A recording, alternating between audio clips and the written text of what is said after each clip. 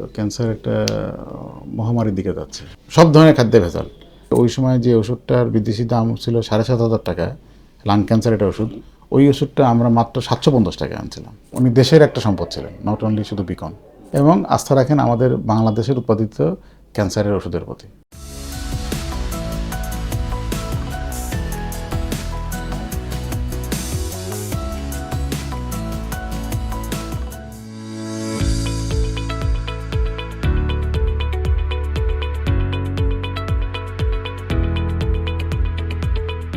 বাংলাদেশে যে হারে নতুন করে ক্যান্সার রোগী শনাক্ত হচ্ছে, তো ক্যান্সার একটা মহামারীর দিকে যাচ্ছে, এবং নন কমিউনিকেবল ডিজিজে যে মৃত্যুজনিত হার, সেই হারে ডায়াবেটিস, তারপরে কার্ডিওভাস্কুলার হৃদরোগজনিত, এবং তারপরেই আসলে ক্যান্সারজনিত মৃত্যুর হার সবচেয়ে বেশি। প্রতি বছর নতুন করে 1.5 লাখেরও বেশি নতুন মানুষ ক্যান্সারে আক্রান্ত হচ্ছে। এরকম প্রেক্ষাপটে এই এত বেশি ব্যাপক সংখ্যক ক্যান্সারের কারণ আমার কাছে যেটা মনে হয়েছে যে বিভিন্ন ধরনের ক্যান্সার আছে, তো বিভিন্ন ধরনের ক্যান্সারের বিভিন্ন ধরনের লাইফ স্টাইলের জন্য হয়।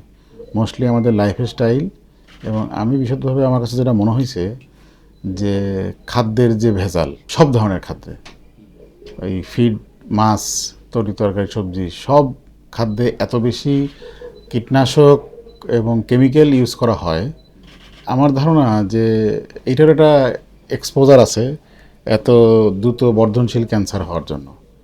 কারণ আমার কাছে অনেক গ্রামের রোগী আসে যারা লিভার ক্যান্সারে আক্রান্ত, যারা থাইরয়েড ক্যান্সারে আক্রান্ত। সেগুলা মেডিকেল গ্রাউন্ডে কিছুর বিশেষ কারণ থাকলেও এত মাস স্কেলে এই সমস্ত ডিজিজ হওয়ার কোনো কারণ নাই। যেমন লিভার ক্যান্সারের, উন্নত দেশে লিভার ক্যান্সার হয় হচ্ছে অ্যালকোহল কনজামশনের জন্য। তা আমাদের দেশে, মুসলিম কান্ট্রিতে সেটার কোনো সম্ভাবনাই নাই।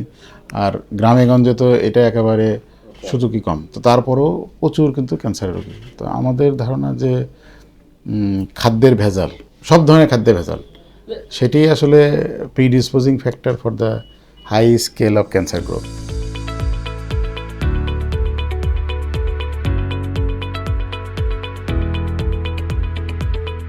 সরকার নিশ্চয়ই কাজ করে, সরকারের কাছে নিশ্চয়ই পদক্ষেপ নিচ্ছে সরকার নিশ্চয়ই বিভিন্ন নিয়ন্ত্রণকারী সংস্থা আছে, তারা সঠিক ব্যবহার নিশ্চিত করার চেষ্টা করে, কীটনাশক এবং কেমিক্যালের ব্যবহার নিশ্চিত করার চেষ্টা করে। কিন্তু জাঙ্ক ফুড বেশি খাওয়ার জন্যই যে এত ভ্যারাইটি অফ ক্যান্সার হওয়ার কথা না।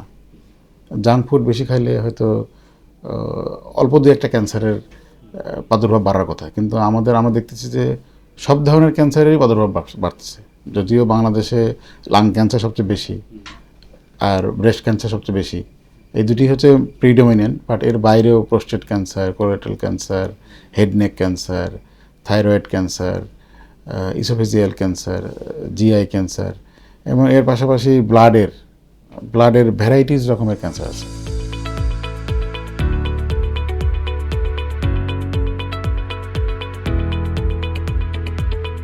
দুই 2006 সালে যখন বাংলাদেশে ক্যান্সারের কোনো ড্রাগই ছিল না, যখন 95%, 100% ক্যান্সারের ড্রাগই যখন বিদেশ থেকে ইম্পোর্ট করতে হতো, সেই সময় থেকেই কিন্তু আমাদের যে স্বপ্নদ্রষ্টা মরহুম এবাদুল করিম স্যার, উনি তখন এইটা নিয়ে ভাবেন, ক্যান্সার নিয়ে ভাবেন যে ক্যান্সারের কোনো আনসার নাই। এটা তখন ওই সময়ের জন্য প্রচলিত একটা ধারণা ছিল, 2006 সালের দিকে, 6 বা তার আগে। তা ওনার মাথায় এটাকেই স্ট্রাইক করছিল যে ক্যান্সারের যেহেতু আনসার নাই, সো আমরা আনসার খোঁজার চেষ্টা করি। তা আনসার খুঁজতে যেই আমাদের মাথায় ভাবনাটা আসলো যে আমরা এমন একটা বিজনেস মডেল দাঁড় করাই যেখানে মানব সেবাটা আমাদের 1 নম্বর প্রায়োরিটি হিসেবে থাকবে, এবং যেখানে মানুষের কোনো আশা নাই সেখানে এসে আশার আলো খুঁজে পাবে। এই জন্য আপনারা দেখে থাকবেন যে বিকনের যে স্লোগান, লাইট ফর লাইফ, মানে যেখান থেকে আশার আলো মানুষ খুঁজে পায়।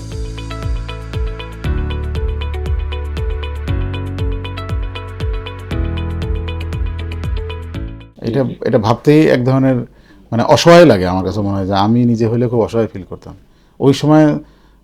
স্যার এইটা দেখছেন আর কি স্বপ্নটা, এবং তখন থেকেই উনি এটাতে উদ্যোগী হন। ওনার আরও অনেক বিজনেস ছিলেন, ওনার ফার্মাসিউটিক্যাল বিজনেস ছিলেন, অন্য ধরনের বিজনেস ছিলেন, কিন্তু উনি অন্য কোনো জায়গায় মনোনিবেশ করেন নাই। উনি কনসেন্ট্রেশন দিয়েছে যে এই মানে আনসার নাই জায়গাটাতে উনি আনসার খুঁজতে চাই, এবং যেখানে মানুষের কোনো আশার আলো নাই সেখানে উনি আশার আলো প্রজ্বলিত করার চেষ্টা করেন আর কি। সেখান থেকেই আমরা শুরু করি, এবং ওই সময় আমরা প্রথম যে সমস্ত অ্যান্টি ক্যান্সার ড্রাগ নিয়ে বাজারে আসি সেইগুলো কিন্তু প্রথম পর্যায়েই খুবই কার্যকরী ছিল, এবং সবচাইতে 1 নম্বর প্রায়োরিটি ছিল আমাদের পেশেন্টের যেন সক্ষমতার মধ্যে থাকে। আপনারা জেনে খুশি হবেন যে ওই সময় যে ওষুধটার বিদেশি দাম ছিল 7,500 টাকা, লাং ক্যান্সার একটা ওষুধ, ওই ওষুধটা আমরা মাত্র 750 টাকা আনছিলাম। এবং এই যে ধারাবাহিকতা দেখেন, এটা কত গুণ, মানে 10 টাইমস, 10 গুণ লোয়ার প্রাইসে যে আমরা দেশীয় উৎপাদন শুরু করি, এবং সেই ধারা এখনও অব্যাহত আছে। আজকের দিন পর্যন্ত আমাদের প্রায় 124টার উপরে ক্যান্সারের ড্রাগ আছে, যেটা ক্যান্সারের অনেক চিকিৎসার অনেকগুলো ধাপ আছে, প্রত্যেকটা ধাপকে কাভার করার মতো, এবং প্রত্যেকটা ক্যান্সারের বাংলাদেশে প্রচলিত যে সমস্ত ক্যান্সারগুলো আছে সমস্ত ক্যান্সারের সব ধাপের সব ওষুধই আমরা উৎপাদন করি, এবং সেইটার গ্রহণযোগ্যতা, কার্যকারিতা আমাদের দেশের ডক্টররাই এটার উপর আস্থা রাখছে।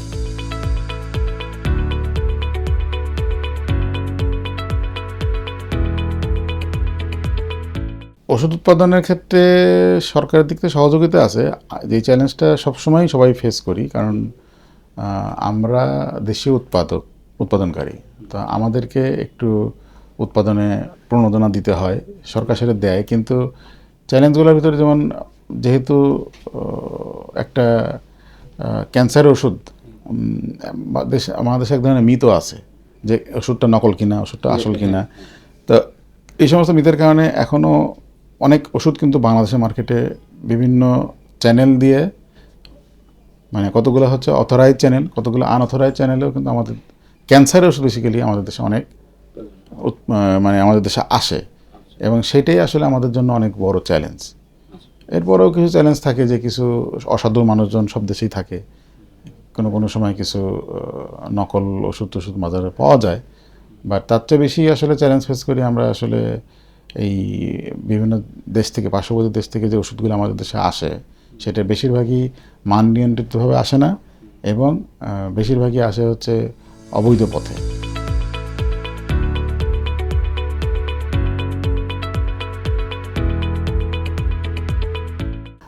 আমরা তো গবেষণা করছি, আমাদের কন্টিনিউয়াস গবেষণা চলছে।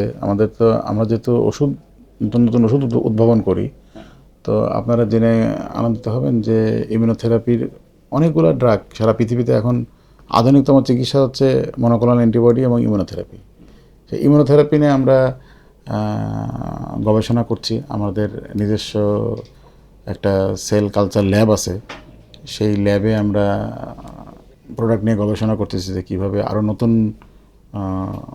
ড্রাগ আমাদের এই পোর্টফোলিওতে সংযোজন করা যায়।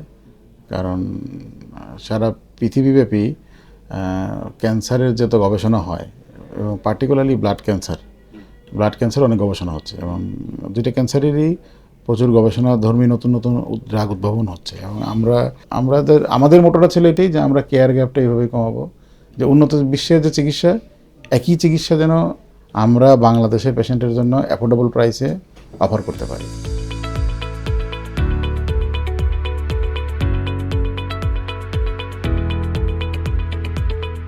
আমরা সামাজিক সচেতনতা করি, আমরা মূলত লাইফস্টাইল নিয়ে উল্লেখযোগ্যভাবে কিছু করি না, কিন্তু আমরা জেনারেলি মানুষকে সচেতন করার জন্য বিভিন্ন রকম ক্যাম্পেইন করি।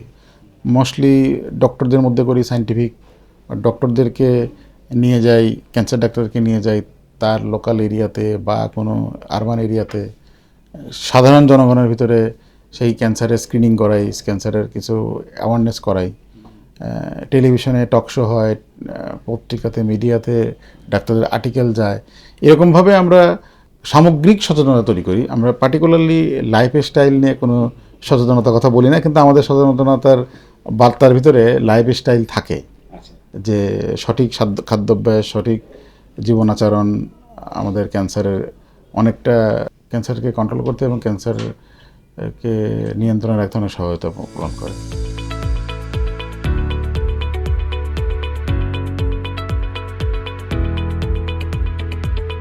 পৃথিবীর প্রায় 26টা দেশে আমাদের হচ্ছে এক্সপোর্ট আছে, আর পৃথিবীর 124টা দেশের মানুষ আমাদের উৎপাদিত ক্যান্সারের ওষুধ ব্যবহার করে। এটা হচ্ছে যে পেশেন্ট সাপোর্ট প্রোগ্রাম আছে, WTOর একটা ক্লজে একটা পেশেন্ট তার নিজের ব্যবহারের ওষুধ যে কোনো জায়গা থেকে কালেক্ট করতে পারে। অনেক দেশেরই মানুষের নাগরিকত্ব স্ট্যাটাস ইন্স্যুরেন্স কভার করে না।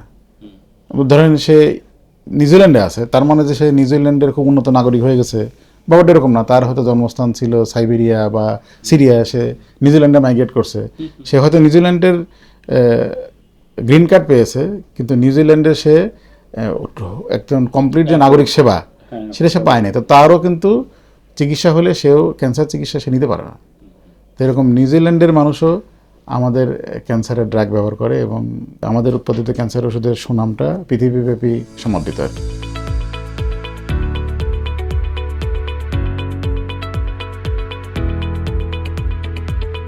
উনি দেশের একটা সম্পদ ছিলেন, নট অনলি শুধু বিকন।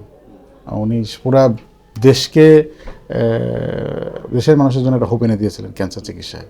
তো তার এই লিগেসি, তো তার যে আমাদের যে কোম্পানির যে যত মানুষ একসাথে কাজ করি, আমরা প্রায় 4000 লোক কাজ করি, তো 4000 লোকের মধ্যে তার ওই লিগেসিকে এস্টাবলিশ করে দিয়ে গেছেন।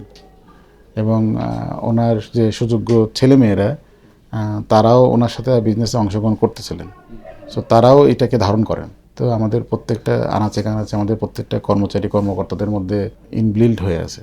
সো আমাদের প্রত্যেকের ওই স্যারের প্রতি আমাদের যে ভালোবাসা এবং শ্রদ্ধার জায়গা থেকেই আমরা আসলে ওই স্যারের মতো গতিতেই আমরা আগাচ্ছি। এটা আমাদের জন্য অনেক শোকের, কিন্তু আমরা আসলে শোকটাকে শক্তিতে রূপান্তর করতে চেষ্টা করতেছি। কারণ উনি যে দূরদর্শী ভীষণ রেখে গেছেন, আমরা মনে প্রাণে সবাই বিশ্বাস করি যে যত বেশি আমরা পেশেন্টকে সার্ভিস বেশি দিতে পারবো, তত বেশি তার আত্মার শান্তি কামনা হবে।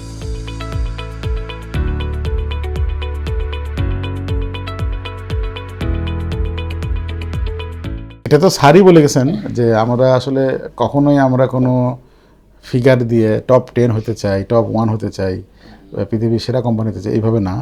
আমাদের ভীষণই হচ্ছে আমরা একটা মূল্যবোধ সম্পন্ন কোম্পানি হতে চাই। তা মূল্যবোধ সম্পন্ন কোম্পানি হতে গেলে আমাদেরকে সবসময় পেশেন্টের পাশে থাকতে হবে, পেশেন্টের সহযোগিতা করতে হবে। সেইটাকে আগায় নিতে গেলে আমরা দেখছি যে ক্যান্সারের চিকিৎসায় আধুনিকতম চিকিৎসায় সবসময় আমরা সংযোজন করব, এবং ক্যান্সারের চিকিৎসায় যে যতগুলো নতুন নতুন ব্যারিয়ারের জায়গা আছে, যেমন ক্যান্সারের চিকিৎসাটা ব্যারিয়ার আছে হচ্ছে যে উন্নত মানের ডায়াগনস্টিক ল্যাব নাই। ক্যান্সার চিকিৎসার যে টেস্টগুলো হয়, যে ডায়াগনোসিসগুলো করতে হয়, এগুলোকে বলা হয় হচ্ছে মলিকুলার টেস্ট। তাই মলিকুলার এবং জেনেটিক টেস্টিং করার মতো কোনো আধুনিক ডায়াগনস্টিক সেন্টার বাংলাদেশে এখনও ওইভাবে গড়ে ওঠে নাই। তারপরে উল্লেখযোগ্যভাবে সমন্বিতভাবে কম্প্রিহেন্সিভ ক্যান্সার ট্রিটমেন্ট, মানে একই আমব্রেলার নিচে রেডিওথেরাপি, সার্জারি, কেমোথেরাপি, পিলিয়েটিভ থেরাপি সবগুলো দেওয়ার কোনো হাতে গোনা কয়েকটা কর্পোরেট হসপিটালের বাইরে আর নাই। তো আমাদের চেষ্টা থাকবে যে ওই জায়গাগুলোতে কীভাবে আমরা আরও বেশি পার্টনারশিপ তৈরি করতে পারি, কীভাবে আমরা পার্টনারদেরকে এনকারেজ করতে পারি যে কেমোথেরাপির পাশাপাশি যেন এই জায়গাগুলোতে আমরা ডেভেলপ করতে পারি। আমাদের সামনের পরিকল্পনাটা ওরকমই।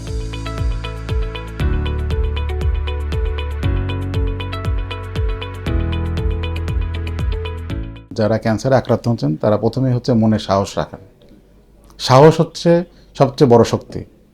সাহসের সাথে আস্থা রাখেন হচ্ছে আমাদের অঙ্কোলজিদের উপরে, এবং অঙ্কোলজির সাথে যারা কাজ করেন যে সমস্ত হসপিটাল, তাদের উপর আস্থা রাখেন, এবং আস্থা রাখেন আমাদের বাংলাদেশের উৎপাদিত ক্যান্সারের ওষুধের প্রতি।